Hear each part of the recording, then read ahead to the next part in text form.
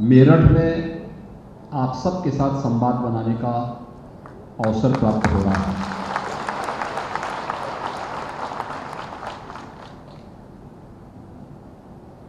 मेरठ इसकी अपनी पौराणिक और ऐतिहासिक पहचान है।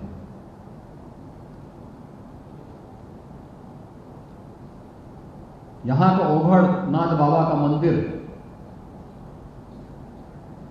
एक केवल एक धार्मिक स्थल नहीं था, ये केवल एक आस्था का केंद्र बिंदु नहीं है। भारत की आजादी के अमर को जगाने वाला, भारत की स्वाधीनता की लौ को आगे बढ़ाने वाला एक राष्ट्रीय एकीकरण का भी केंद्र बिंदु है। धन सिंह कोतवाल जी के नेतृत्व में देश की आजादी की क्रांति की लौ यहीं से प्रज्वलित हुई होती है। माता जी वाल्मीकि के नेतृत्व में गांव-गांव में इस चिंगारी को आगे बढ़ाने का काम होता है और इसीलिए इस क्रांति धरा को कोटि-कोटि नमन करते हुए मैं उन सभी लाभार्थियों को जो शासन की इन सभी योजनाओं का लाभ जिन्हें हमारे जनप्रतिनिधिगण अपने अपने क्षेत्र में लेकर के आते हैं और आज उससे आप लाभान्वित हो रहे हैं, मैं इसके लिए आप सबको हृदय से बधाई देता हूं। आप सबके प्रति अपनी शुभकामनाएं भी व्यक्त करता हूं।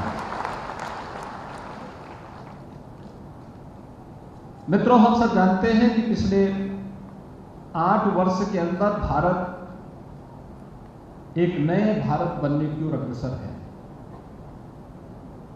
प्रधानमंत्री मोदी जी ने योजनाओं का केंद्र बिंदु व्यक्ति, परिवार, जाति, मत और मजहब को नहीं, क्षेत्र और भाषा को नहीं, बल्कि देश के गांव को, गरीब को, युवा को, महिलाओं को और समाज के प्रत्येक तबके को बिना भेदभाव के शासन की योजनाओं का लाभ मिल सके, इसके लिए जो संकल्प आज से 8 वर्ष पहले लिया था, आज उसके चमत्कारिक परिणाम देखने को प्राप्त होते हैं। कौन सा ऐसा फील्ड है जिसमें विगत 8 वर्ष के अंदर कार्य न हुआ हो? पीएम स्टार्टअप की योजना हो, प्रधानमंत्री स्टैंडअप की योजना हो, प्रधानमंत्री डिजिटल इंडिया की योजना हो, प्रधानमंत्री युवा स्वरोजगार की योजना हो, मेक इन इंडिया की योजना हो, महिलाओं के कल्याण के लिए बेटी बचाओ बेटी पढ़ाओ का अभियान हो, या फिर लोक कल्याणकारी योजनाओं में प्रधानमंत्री स्वच्छ भारत मिशन, प्रधानमंत्री आवास योजना, ग्रामीण और शहरी योजना हो, या फिर महिलाओं के कल्याण के लिए प्रधानमंत्री उज्ज्वला योजना, मातृ वंदना योजना, जननी सुरक्षा योजना, श्रमिकों के लिए या फिर समाज के प्रत्येक तबके के लिए हो, या हमारे अन्नदाता किसानों के लिए प्रधानमंत्री किसान सम्मान निधि और प्रधानमंत्री फसल बीमा योजना जैसी अभिनव योजनाएं आजाद भारत ने पहली बार शासन की योजनाओं को डीबीटी के माध्यम से अपने खाते तक पहुंचते हुए देखा है। यह चमत्कार जो आज हुआ है, यह तब जब डिजिटल इंडिया की क्रांति का लाभ बिना भेदभाव के समाज के प्रत्येक तबके को मिला और उसी डिजिटल क्रांति की योजनाओं से लाभान्वित 2 लाभार्थी समूह को यहां पर आज आमंत्रित किया गया है। यह हम सबका सौभाग्य है कि यह वर्ष देश की आजादी का अमृत महोत्सव का वर्ष है। अभी 15 अगस्त 2022 को इस देश ने अपनी आजादी के 75 वर्ष पूरे किए हैं। हर व्यक्ति सौभाग्यशाली है कि हम सब अपनी आजादी के अमृत महोत्सव के कार्यक्रम को अपनी आंखों के सामने देखें। प्रधानमंत्री जी के विजनरी संबोधन को हम लोगों ने सुना है और आगामी 25 वर्ष की उस कार्य योजना को, जो अमृत काल के लिए जब देश अपनी आजादी का शताब्दी महोत्सव मना रहा होगा, उस समय जिन लोगों की उम्र 50 वर्ष की होगी वे 75 वर्ष क्रॉस कर चुके होंगे। जो लोग अभी युवा हैं, ये युवा उस समय अपने अधेड़ उम्र में जाकर के समाज जीवन के विभिन्न क्षेत्रों में कुछ नया कर रहे होंगे और उस समय की एक व्यापक कार्य योजना, आगामी 25 वर्ष की एक व्यापक कार्य योजना प्रधानमंत्री जी ने आप सबके सामने प्रस्तुत की है, पूरे देशवासियों के सामने प्रस्तुत की है। और उस कार्य योजना का जो महत्वपूर्ण आयाम हो सकता है, वह कैसे परिवर्तनकारी हो सकता है, हमने इस सदी की सबसे बड़ी महामारी के दौरान देखा है। इस सदी की सबसे बड़ी महामारी कोरोना, आपने देखा होगा बेहतरीन प्रबंधन के माध्यम से प्रधानमंत्री मोदी जी के नेतृत्व में भारत ने दुनिया के सामने अपनी प्रबंधन क्षमता का लोहा मनवाया है। आज WHO हो या दुनिया का कोई भी बड़ा से बड़ा शक्तिशाली देश, वह भारत के कोविड प्रबंधन की सराहना करता है, प्रधानमंत्री मोदी जी के कोविड प्रबंधन की सराहना करता है। कारण साफ है, आप देख सकते हैं भारत की आबादी 135 करोड़ की, 135 करोड़ लोगों में लोकतांत्रिक मूल्यों के साथ हर व्यक्ति जी रहा है। अभिव्यक्ति की स्वतंत्रता है, मौलिक अधिकारों की स्वतंत्रता है, हर व्यक्ति को अपने मौलिक अधिकारों के साथ जीने, बोलने, आचरण करने की पूरी स्वतंत्रता है भारत के अंदर। और उस सब के बावजूद कोविड प्रबंधन में आपने देखा होगा कि भारत के 135 करोड़ लोगों ने जिस राष्ट्रीय अनुशासन का परिचय इस दौरान दिया, उसका परिणाम बेहतर कोविड प्रबंधन के रूप में देश के सामने देखने को मिला है। कि बेहतरीन कोविड प्रबंधन इसी रूप में था। प्रधानमंत्री मोदी जी के नेतृत्व में प्रधानमंत्री जी ने कहा जनता कर्फ्यू रहेगा, पूरा देश जनता कर्फ्यू के साथ जुड़ा है। पार्टियां अलग अलग राज्यों में अलग अलग दलों की सरकारें हो सकती हैं, देश में अलग अलग रूप, रंग, वेशभूषा, खान पान, रहन सहन हो सकता है, जाति, मत, मजहब अलग अलग हो सकते हैं, लेकिन जब भारत की बात आएगी, उत्तर से दक्षिण तक, पूरब से पश्चिम तक भारत एक स्वर में बोलेगा। और प्रधानमंत्री मोदी जी के नेतृत्व में पूरे भारत ने एक स्वर में बोल करके उस दौरान यह साबित कर दिया था, जब 22 मार्च 2020 को प्रधानमंत्री जी के आह्वान पर जनता कर्फ्यू का आयोजन हुआ था। पूरे देश ने तय कर लिया था कि कोरोना को हम मात देंगे और आपकी इसी जिजीविषा ने कोरोना जैसी महामारी को भारत के अंदर लगभग परास्त करने में सफलता प्राप्त कर दी है। यह सामूहिकता का, टीम वर्क का परिणाम है। यही तो टीम वर्क है। जिस टीम वर्क का कहीं अभाव अगर अमेरिका और यूरोप में देखने को मिला तो वे फेल होते हुए दिखाई दिए, कोरोना के सामने पस्त होते हुए दिखाई गए। अमेरिका की कुल आबादी भारत की आबादी की 1/4, लेकिन कोविड से मौत भारत से दुगनी होती है अमेरिका में।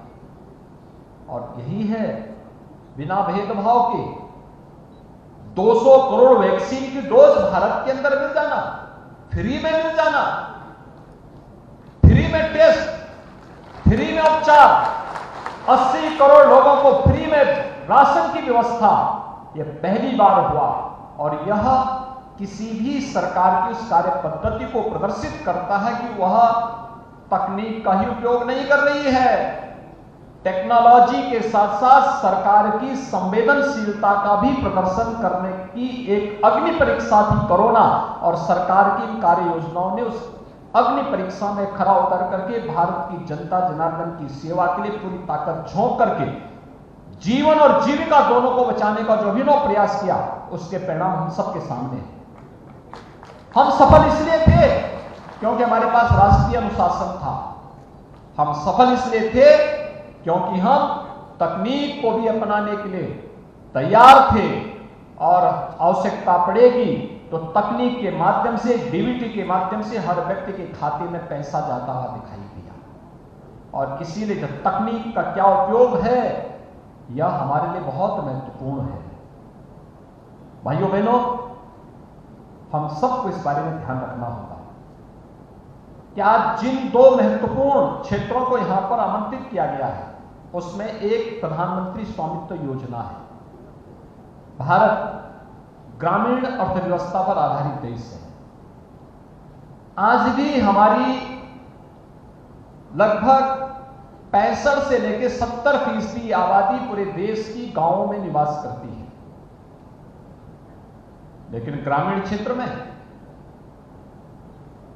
अधिकतर जो आवास थे, वे आवास गांव की आबादी के जमीन पे बने हुए थे। अगर किसी गरीब का मकान अगर पुराना होने के कारण, किसी आपदा के कारण गिर गया, तो वह दोबारा वहां पर अपना मकान बनाने के लिए उसको बड़ी कवायद करनी पड़ती थी। कभी कभी दमंग उस पर कब्जा कर लेते थे, भूमाफिया कब्जा कर लेते थे, गलत लोग सत्ता में काबिज हैं तो वे लोग गरीब का जीना हराम कर देते थे। और इसीलिए योजना चलाई कि जहां पे जिसका आवास हो ग्रामीण क्षेत्र में, उसको उस जमीन का मालिकाना अधिकार भी मिले, और इस दृष्टि से टेक्नोलॉजी का उपयोग किया गया। पहली बार टेक्नोलॉजी का उपयोग किया गया। ड्रोन टेक्नोलॉजी उत्तर प्रदेश के अंदर हम लोगों ने सभी 75 जनपदों में ड्रोन से गांव-गांव का सर्वे करवाया। सर्वे कराने के बाद फिर नक्शे के अनुसार उस गांव में जाकर के चूना छिड़क करके उसकी पूरी मैपिंग करवाई। फिर ग्राम पंचायत की खुली बैठक हुई, और फिर उस प्रस्ताव के बाद फिर घरौनी तैयार होती है, और घरौनी तैयार होकर के फिर जिसका जहां पे मकान है उसको वहां का मालिकाना अधिकार देने का कार्रवाई भी शुरू हुई। अब तक हम 34 लाख से ग्रामीण आबादी को, 34 लाख से अधिक परिवारों को यह मालिकाना अधिकार दे चुके हैं। और हमारा प्रयास है कि 15 अगस्त 2023 तक उत्तर प्रदेश की सभी परिवारों को इस सुविधा से हम आच्छादित कर देंगे, कोई भी उससे वंचित नहीं रह पाएगा। ग्रामीण क्षेत्र में आदि से अधिक विवादों का समाधान तकनीक के माध्यम से हम करने जा रहे हैं। लेकिन साथ साथ एक और काम, हमारा युवा स्मार्ट सिटी के तर्ज पर हमारा युवा भी स्मार्ट क्यों नहीं होगा। उत्तर प्रदेश के युवा में तो अपार संभावना है। उत्तर प्रदेश का सौभाग्य है। हम कहीं जाते हैं, लोग मुझसे पूछते हैं कि आपकी आबादी बहुत बड़ी है यूपी की। मैं कहता हूं तो परेशानी आपको क्यों हो रही है? ये 25 करोड़ की आबादी पर हमें गर्व की अनुभूति होती है कि हमारे प्रदेश में 25 करोड़ की आबादी है, और ये 25 करोड़ की आबादी हमारे लिए एक उपलब्धि है, क्योंकि हम देश और दुनिया के अंदर कहीं जाते हैं तो हम ये बोल सकते हैं कि मेरे पास सबसे ज्यादा युवा है, मेरे प्रदेश में सबसे ज्यादा युवा है, सबसे अच्छे युवा हैं, सबसे ऊर्जावान युवा हैं, और सबसे प्रतिभाशाली युवा मेरे पास यूपी के अंदर हैं। लेकिन उस युवा को भी समय के अनुरूप लेके चलना, और उसके लिए हम लोगों ने तय किया 2 प्रकार की स्कीम। एक तो कोरोना में आपने देखा होगा, कोटा में और तमाम अन्य जगहों पर हमारे युवा कोचिंग कर रहे थे। अचानक कोरोना आ गया, लॉकडाउन हो गया।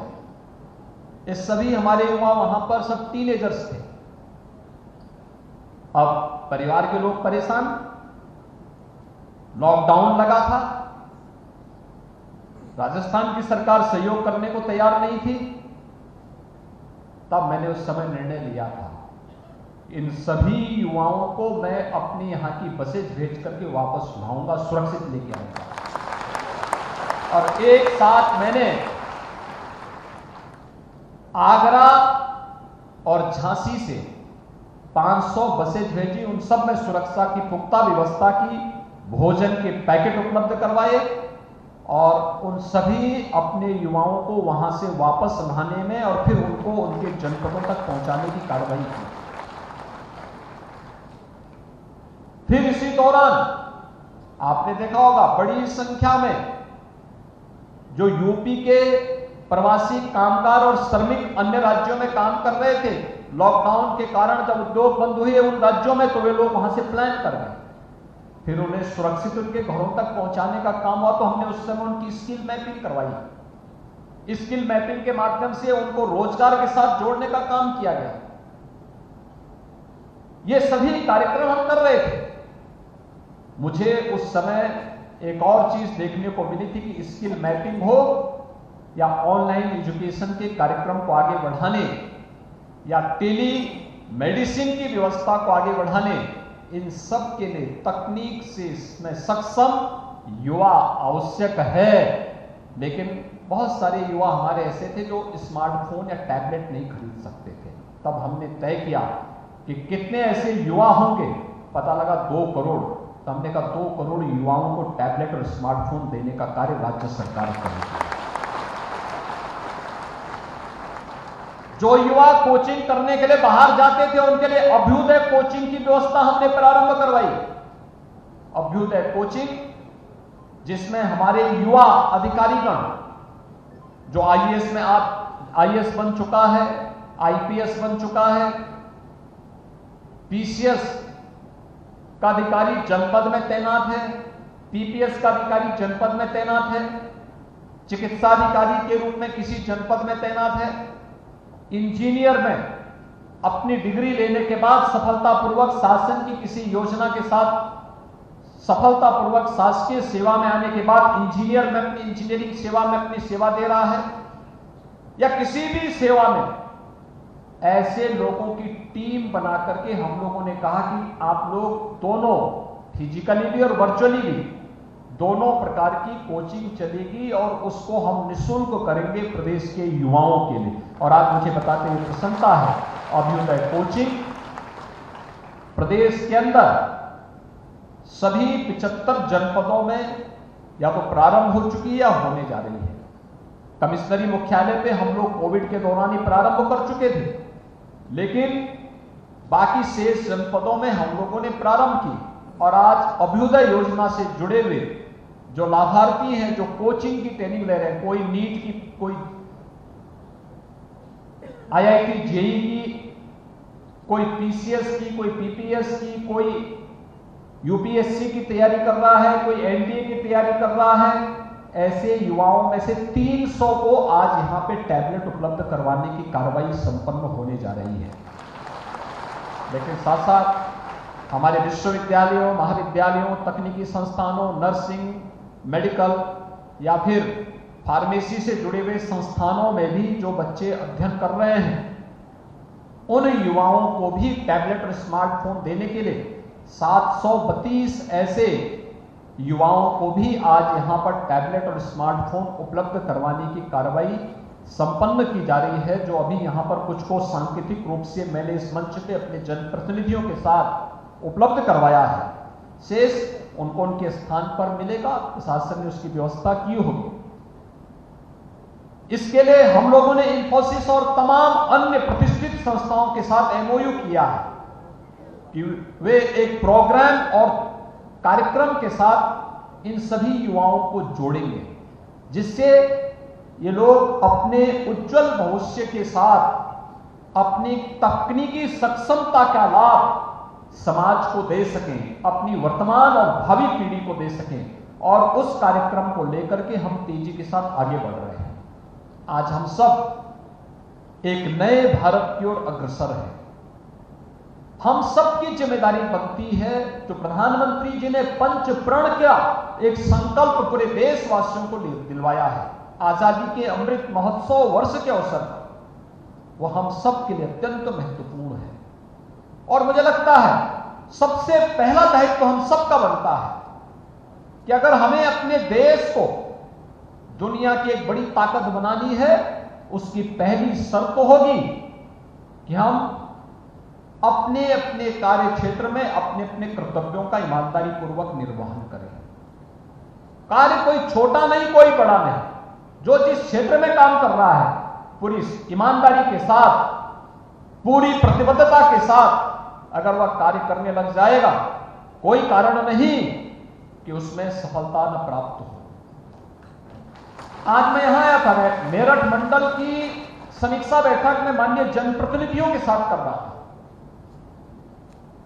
हम लोगों ने कमिश्नरी स्तर की समीक्षा बैठक लेने के बाद मैंने जिले से कहा कि भाई आपने कोई ऐसा नवाचार किया हो जो जनता के कल्याण के लिए हो, विकास के लिए हो, निवेश के लिए हो, कुछ तो आप बताइए। और आप आश्चर्य करेंगे, हर एक जनपद ने कुछ ना कुछ नया बनाया, कुछ ना कुछ नया दिया।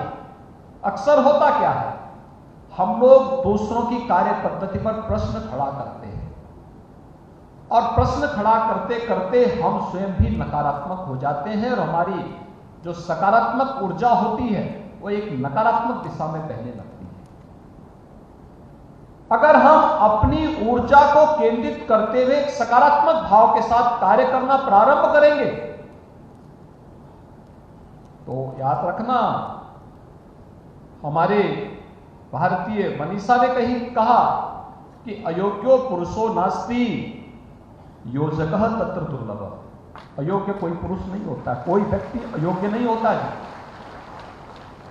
एक योग्य योजक की आवश्यकता है। योजक मिले, ये वही भारत था 14 के पहले अविश्वास से भरा हुआ था। आंदोलन हो रहे थे, लोगों में सरकार से विश्वास हट गया था।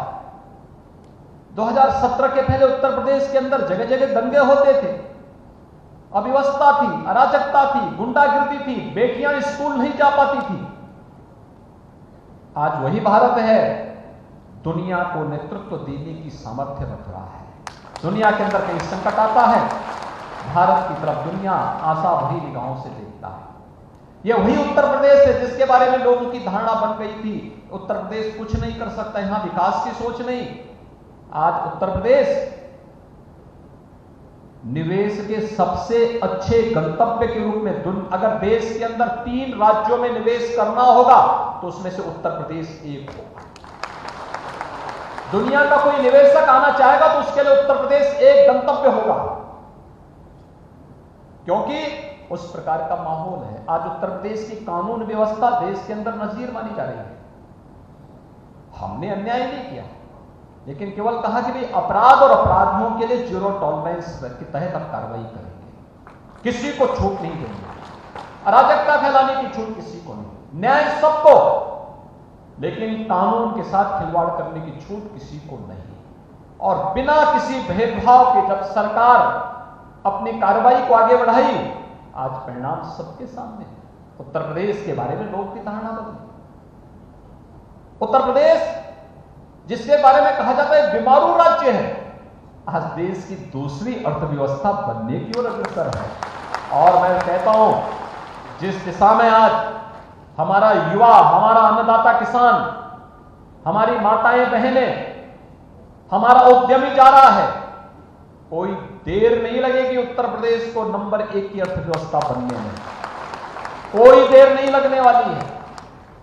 अगर 5 वर्ष में उत्तर प्रदेश की अर्थव्यवस्था को दुगना करने में हमें सफलता प्राप्त हुई और उत्तर प्रदेश की आय को दुगना करने में सफलता प्राप्त हुई, कोरोना जैसी महामारी के बावजूद कोई कारण नहीं कि अगले 5 वर्ष में हम उत्तर प्रदेश की अर्थव्यवस्था को 4 गुना न कर दें और प्रधानमंत्री मोदी जी के अनुसार उनके संकल्पों के साथ जुड़ते हुए $1 ट्रिलियन की इकोनॉमी उत्तर प्रदेश न बन जाए, इसमें कोई संदेह नहीं होना चाहिए। लेकिन इसके लिए हर व्यक्ति को प्रयास करना होगा, एक सकारात्मक भाव के साथ आगे बढ़ना पड़ेगा। किसानों के मसीहा चौधरी चरण सिंह जी के नाम पे विश्वविद्यालय है। यहां पर हमारा एग्रीकल्चर विश्वविद्यालय भी है, इसी मेरठ में है। यहां की खेल प्रतिभाओं और को देखते हुए हम लोगों ने मेजर ध्यानचंद जी के नाम पर, हॉकी के जादूगर मेजर ध्यानचंद जी के नाम पर एक खेल विश्वविद्यालय भी, राज्य का पहला खेल विश्वविद्यालय भी लखनऊ में ही स्थापित होने जा रहा है, मेरठ में ही स्थापित होने जा रहा है। और अंतर्राष्ट्रीय सुविधाओं से युक्त उस विश्वविद्यालय को हम लोग अभी से उसकी कार्य योजना को इस रूप में लेके जा रहे हैं। और इसीलिए यहां पर वन डिस्ट्रिक्ट वन प्रोडक्ट की जो अभिनव योजना यूपी की है, जिसे आज पूरे देश के अंदर स्वीकारा जा रहा है, उस योजना के अंतर्गत मेरठ में हम लोगों ने स्पोर्ट्स आइटम को ही उसके लिए रखा है। आज यहां पर हमारे जनप्रतिनिधियों ने एक प्रस्ताव भी बहुत अच्छा रखा कि यहां पे हेल्थ के इंफ्रास्ट्रक्चर में बढ़ोतरी हुई, लेकिन क्या हमने जो खिलाड़ी इसमें चोटिल होते हैं उनके लिए भी क्या कोई सेंटर हम बनाएंगे? ये वास्तव में जिस दिशा में प्रयास आज की आवश्यकता है और उस दिशा में एक सार्थक कदम जब उठाए जाते हैं, सामूहिक रूप से उठाए जाते हैं, उसके परिणाम भी सामने आते हैं। और ये हम सबका सौभाग्य है, खासतौर पर हमारी युवा पीढ़ी के लिए जो विश्वविद्यालय, महाविद्यालय और कॉलेजेस में इस समय अध्ययन कर रहे हैं, कि जब दुनिया कोरोना से पस्त थी तब भारत का कोविड प्रबंधन प्रधानमंत्री मोदी जी के अंदर बेहतरीन दिशा में आगे बढ़ते हुए भारत की यानी किसी भी राष्ट्र की समग्र विकास की आधारशिला कैसे होनी चाहिए, यह वहां की शिक्षा तय करती है। और भारत अपनी राष्ट्रीय शिक्षा नीति के दौरान भी इस दौरान पूरे अपने युवाओं के लिए एक नई राष्ट्रीय शिक्षा नीति लेकर के भी आया है। ये राष्ट्रीय शिक्षा नीति भारत को एक बार फिर से विश्व गुरु के रूप में स्थापित करने का एक अभिनव प्रयास है। और इसमें हमारे विश्वविद्यालयों को, महाविद्यालयों को, स्कूल कॉलेजेस को, सबको उसके साथ जुड़ना होगा, हर एक क्षेत्र को उसमें जुड़ना होगा। तकनीकी शिक्षा हो, चिकित्सा शिक्षा हो, वोकेशनल व्यावसायिक शिक्षा हो, इन सभी को इसके साथ जुड़ना होगा। अभी से इसकी तैयारी, और मुझे प्रसन्नता है कि मेरठ कमिश्नरी के अंदर इस पर अभी से कार्य प्रारंभ हुए। आज जो मैं प्रेजेंटेशन देख रहा था अलग अलग जनपदों की, वह उसका एक बहुत अच्छा प्रदर्शन करती है। मुझे विश्वास है कि मेरठ और कमिश्नरी आज विकास के जिस नित नए नवीन प्रतिमान को स्थापित करता हुआ दिखाई दे रहा है, हर व्यक्ति उस सकारात्मक ऊर्जा के साथ उस दिशा में आगे बढ़े। इस दिशा में हम सबकी जिम्मेदारी है। बेहतरीन कनेक्टिविटी उसका माध्यम बनना चाहिए। सरकार सुविधाएं दे सकती है, लेकिन इन सुविधाओं को और उससे प्राप्त होने वाले पोटेंशियल को वास्तविक धरातल पर उतार करके लोक कल्याण और लोक कल्याण के माध्यम से राष्ट्र कल्याण का मार्ग कैसे प्रशस्त करना है, यह हम सबकी सामूहिक जिम्मेदारी का हिस्सा बनता है। लखनऊ आपके Delhi Meerut express highway, Meerut Prayagraj Ganga expressway या अन्य तमाम जो कनेक्टिविटी यहां के लिए तैयार, आरआरटी की हो या नेशनल हाईवेज की हो, स्टेट हाईवे की हो, यह उस बेहतरीन कनेक्टिविटी के साथ हम सबको जोड़ता है और हमें इस बात का एहसास कराता है कि कनेक्टिविटी केवल कनेक्टिविटी नहीं है, ये केवल आवागमन के माध्यम को ही सहज और सरल नहीं बनाता है, बल्कि इसके लिए अलग अलग निवेश के क्लस्टर भी विकसित किए जाने की आवश्यकता है। कहीं मेडिकल का एक हब बने, कहीं एजुकेशन का हब बने, कहीं पर अच्छे मेगा सेंटर इस रूप में स्थापित हो कि वहां पर हम लोग कोई ऐसा पार्क स्थापित कर सकें जो अलग अलग फील्ड से जुड़े हुए हों। इस पर अगर हमारी कार्य योजना आगे बढ़ती हुई दिखाई देगी तो उसके बेहतरीन परिणाम आते हुए दिखाई देंगे। आज के इस अवसर पर मैं आपका आह्वान करूंगा कि आजादी के अमृत महोत्सव के इस कार्यक्रम के साथ जब हम 2023 तक 15 अगस्त 2023 तक इस कार्यक्रम के साथ जुड़ेंगे। मैं यहां के उन सभी क्रांतिकारियों को, जिन क्रांतिकारियों के कारण आज देश आजादी के इस उत्साहपूर्ण, उमंगपूर्ण माहौल में हम सबको जीने की एक अवसर देता है, उन सबको नमन करते हुए उन्हें विनम्र श्रद्धांजलि अर्पित करता हूं। मेरठ की इस क्रांति धरा को कोटि कोटि नमन करता हूं। बाबा ओगटनाथ के इस पावन धरा को नमन करता हूं। भारत के इतिहास की आधारभूमि को अगर हम लोग मेरठ को विस्मृत कर देंगे तो फिर भारत का इतिहास भी डगमगाता हुआ दिखाई देगा, क्योंकि हस्तिनापुर तो फिर गायब होगा। हस्तिनापुर वह केंद्र बिंदु बनता है जो भारत की इतिहास की एक नई कड़ी को जोड़ता है, और मुझे लगता है कि इन सब पर कार्य किए जाने की आवश्यकता है। मैं अपने महाविद्यालय और विश्वविद्यालयों से कहूंगा कि आजादी के अमृत महोत्सव वर्ष पर हमारे महाविद्यालयों के फाइनल ईयर के छात्रों को हम टैबलेट और स्मार्टफोन दे रहे हैं। तकनीक से सक्षम इन्हें करेंगे, लेकिन उन्हें प्रोजेक्ट वर्क भी दिया जाना चाहिए अलग अलग फील्ड का, जैसे हस्तिनापुर पर ही कार्य हो रहा है, ये ऐसा ही अपना कार्य करें। क्या हमारे 100 छात्र यहां पर महाभारत कालीन उन सभी स्थलों के बारे में अच्छे डॉक्यूमेंट तैयार करने का कार्य कर सकते हैं? आखिर कहीं तो छुपे होंगे ताम्रपत्र, कहीं तो पड़े होंगे उस समय की पांडुलिपियां, कहीं तो पड़े होंगे उस समय के अवशेष। उसको संरक्षित करने, इतिहास के वर्तमान परिप्रेक्ष्य में उसे जोड़ने और नए शोध को आगे बढ़ाने की, इस परंपरा को आगे बढ़ाने की आवश्यकता है। याद रखना, शिक्षा जब तक शोध और डेवलपमेंट के साथ नहीं जुड़ेगी तब तक हम उसको समग्र विकास के साथ नहीं जोड़ पाएंगे। रिसर्च एंड डेवलपमेंट उसका आधार बनना चाहिए, और हर विश्वविद्यालय उसकी आधारशिला बननी चाहिए। हर महाविद्यालय को उसकी आधारशिला बनाई जाने की आवश्यकता है। विश्वविद्यालय स्तर पर ही हमें, महाविद्यालय स्तर पर, विश्वविद्यालय स्तर पर, तकनीकी संस्थाओं के स्तर पर, मेडिकल कॉलेजेस के स्तर पर हम उन सभी छात्र छात्राओं को उसी समय अपने पब्लिकेशन की तैयारी के लिए रिसर्च पेपर लिखने की तैयारी करवाएं, उसका अभ्यास करवाएं। इसके बारे में उनको बताएं कैसे आप अपना रिसर्च पेपर बना सकते हैं, कैसे आप इसको पब्लिकेशन के लिए दे सकते हैं, पेटेंट की प्रक्रिया क्या होनी चाहिए, इसका एक केंद्र होना चाहिए। कैरियर काउंसलिंग के लिए क्या कुछ इन नौजवानों को करना है, केंद्र और राज्य सरकार की विभिन्न योजनाओं की जानकारी का केंद्र बिंदु हमारे महाविद्यालय, विश्वविद्यालयों, शिक्षण संस्थाओं को बनना पड़ेगा। छात्र छात्राओं को इसके बारे में बताना पड़ेगा कि ये शासन की योजनाएं हैं, इन योजनाओं के माध्यम से आपको ये प्रयास करना पड़ेगा, आप इस योजना से इस रूप में लाभान्वित हो सकते हैं। ढेर सारी योजनाएं हैं। आज के दिन पर किसी चीज की कमी नहीं, केवल एक प्रयास की आवश्यकता, एक बेहतर प्रयास की आवश्यकता है। हमें यह भी प्रयास करना चाहिए। आजादी की लड़ाई में हम महान क्रांतिकारी नायक श्री धन सिंह कोतवाल जी की बात करते हैं। उन्होंने नेतृत्व दिया। श्री माता दीन वाल्मीकि जी ने नेतृत्व दिया। अनेक ऐसे क्रांतिकारी थे जिन लोगों ने इस दौरान नेतृत्व दिया।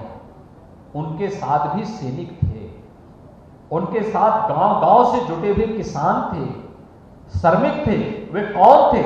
कौन ढूंढेगा उनके नाम को? जिन गांवों के थे, अगर उन गांवों में हम उनको ढूंढ करके उनके डॉक्यूमेंट तैयार करके और फिर उन गांवों में ही उनके स्मारक बनाने की कार्रवाई को आगे बढ़ा सकेंगे, कितनी बेहतरीन स्थिति हो सकती है। हम मेरठ में स्पोर्ट्स यूनिवर्सिटी दे रहे हैं, क्या इतने भर से काम चलेगा? नहीं। इसके लिए यहां के गांव गांव में स्पोर्ट्स एकेडमी बनानी पड़ेगी। निजी क्षेत्रों को इसके लिए प्रोत्साहित करना पड़ेगा। यहां पर उस प्रकार का माहौल है। प्रदेश सरकार ने हर ग्राम पंचायत में खेल का मैदान और ओपन जिम की कार्रवाई बनाने की कार्रवाई प्रारंभ की। हमें ग्राम पंचायत को जोड़ना पड़ेगा, नगर निकाय को जोड़ना पड़ेगा, गांव से जुड़े हुए उन लोगों को जो गांव छोड़ करके अपने रोजी रोजगार के लिए दूसरी जगह गए हैं, उनको गांव के साथ जोड़ना पड़ेगा और फिर उन्हें निवेश के लिए प्रोत्साहित करना पड़ेगा, जिससे हमारा युवा उस दिशा में, सार्थक दिशा में आगे बढ़ सके। आपने देखा होगा इसी मेरठ में हम लोगों ने पैरालंपिक में पदक प्राप्त करने वाले सभी खिलाड़ियों को सम्मानित किया था।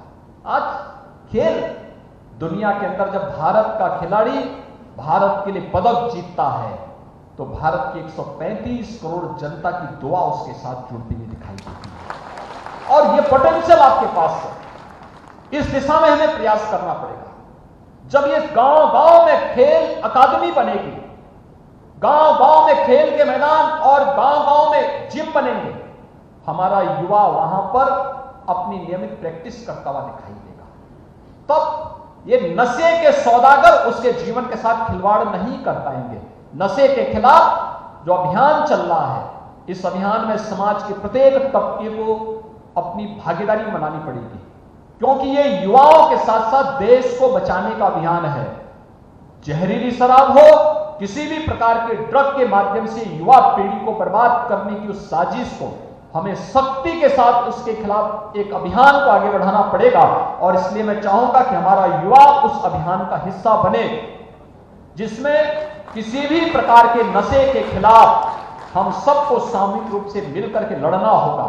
प्रशासन अपनी जिम्मेदारियों का निर्वहन करेगा, और मैं भी बोल रहा हूं कि नशे के अवैध कारोबार में जो भी लगा होगा, हम लोग अभी उसको चिन्हित कर रहे हैं, उसकी पूरी प्रॉपर्टी को जब्त करने की कार्रवाई और उसके खिलाफ संगीन राष्ट्रीय अपराध में उसे अपराधी की तरह सजा दिलाने की कार्रवाई भी सरकार करेगी, अगर कोई युवा पीढ़ी के जीवन के साथ खिलवाड़ करेगा तो। मैं आज के इस अवसर पर एक बार फिर से आप सभी यहां पर लाभार्थियों को, जिन्हें घरौनी का आज लाभ प्राप्त हो रहा है, प्रधानमंत्री मोदी जी के कारण आज आपको अपने जहां पर पुश्तैनी मकान था, न जाने कितनी पीढ़ियां चली गई, आज आपको उस मकान का मालिकाना अधिकार मिल गया है। मालिकाना अधिकार का मतलब अब आप चाहेंगे तो उस जमीन के माध्यम से बैंक में मॉर्गेज करते हुए आप उसके माध्यम से बैंक से लोन ले सकते हैं और अपने नया कारोबार को भी आगे बढ़ा सकते हैं। यह सुविधा आपको अब वहां मिल जाएगी। ऐसे ही युवाओं के लिए, जिन्हें अभ्युदय योजना के अंतर्गत कोचिंग करना है, स्मार्टफोन के माध्यम से ऑनलाइन कोचिंग की सुविधा इस स्मार्ट टैबलेट के माध्यम से उन्हें प्राप्त हो जाएगी। फिजिकली भी और वर्चुअली भी दोनों प्रकार से जुड़ने का अवसर प्राप्त होगा। हमारे विभिन्न संस्थाओं के छात्र छात्राओं को, जिन्हें आज स्मार्टफोन और टैबलेट उपलब्ध हुआ है, इन सबको भी मैं बधाई देता हूं कि ये अब बेहतरीन तरीके से ऑनलाइन एजुकेशन के साथ जुड़ करके अपनी तैयारियों को आगे बढ़ाने का कार्य करेंगे। या अभ्युदय कोचिंग के साथ भी जुड़ सकते हैं। और जो राष्ट्रीय शिक्षा नीति आई है, वो राष्ट्रीय शिक्षा नीति आपको तमाम प्रकार से इस सुविधा के साथ जोड़ने का एक नया अवसर भी देगी। यह हम सबकी सामूहिक जिम्मेदारी है। मुझे पूरा विश्वास है कि प्रधानमंत्री मोदी जी के नेतृत्व में हम सभी लोग मिलकर के एक नए भारत के निर्माण के लिए मिलकर के प्रयास करेंगे। और इस दिशा में नए भारत के, नए उत्तर प्रदेश के लिए आप सबका आह्वान करते हुए आप सबका मैं हृदय से अभिनंदन करता हूं। आप सबको हृदय से बधाई देते अपनी वाणी को विराम देता हूं। धन्यवाद। जय हिंद।